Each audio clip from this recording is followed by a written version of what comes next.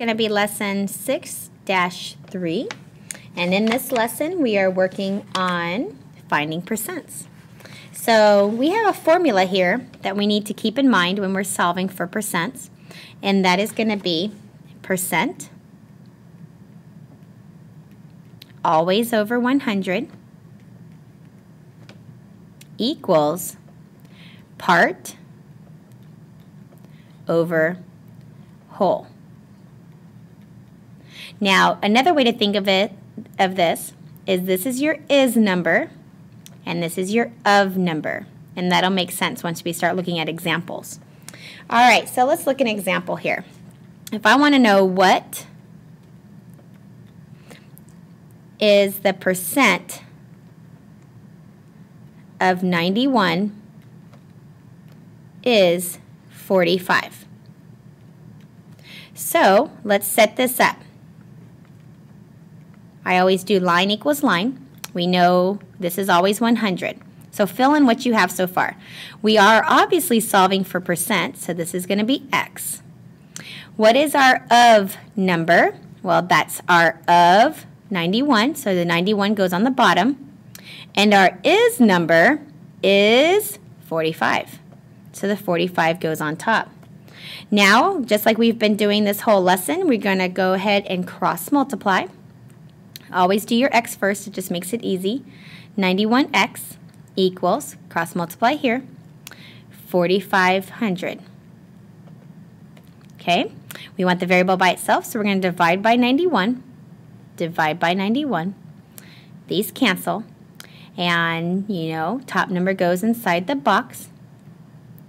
Okay, now you can divide this all the way out, but I'm going to go ahead and tell you, you're going to get a big long decimal answer. So you want to round to the nearest tenth, and so you wind up getting 49.5%. The first number after the decimal is the 10th place. Okay? So the answer to this one is 49.5%. Let's try another one.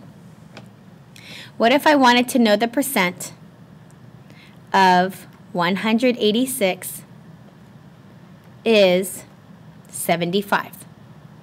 Okay, so we're going to set this up. Remember, line equals line, always over 100 on the first one. We are solving percent, so this is always x. Our of number goes on the bottom, which is 186, and our is number goes on the top, which is 75. So most kids, their biggest hassle is just setting up the problem correctly. Because once we get it set up, cross multiply is kind of easy. So let's cross multiply. We get 186x equals, cross multiply here, we get 7,500. Okay, we want to divide by 186. Divide by 186. These cancel, x falls down.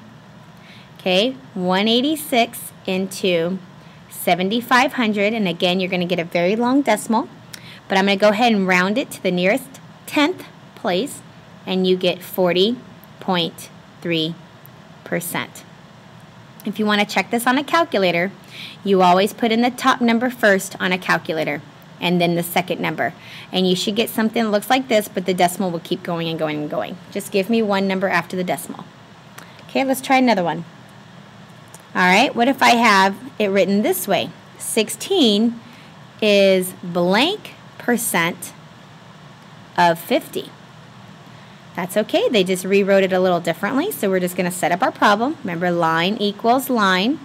First one's always over 100. We're solving for percent, so that's x. My is number is 16, and my of number is 50. All right, set it up just like that. Cross multiply. I get 50x equals 1,600. Divide by 50. Divide by 50. These cancel. X falls down. Zero rule. 5 goes into 1,600. This one comes out even to 32%. So not all of them have decimals, just a couple. All right, I'm going to do two more for you. This is some from your homework. It says percent. What is the percent of 102 is 17. Okay, so let's go ahead and line this up, or put it in our proportion. This says over 100. We're looking for percent.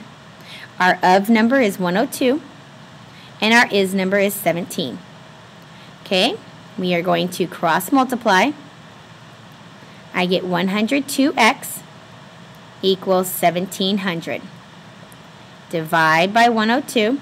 What you do to one side, you do to the other. These cancel. X falls down, and you get 102 into 1700. Okay, if you divide that all the way out, you're going to get a decimal answer of 16.666 going on forever. So this is a repeat percent. Another way you could write that is also 16 2/3%. Either one of those is fine. Let's try last.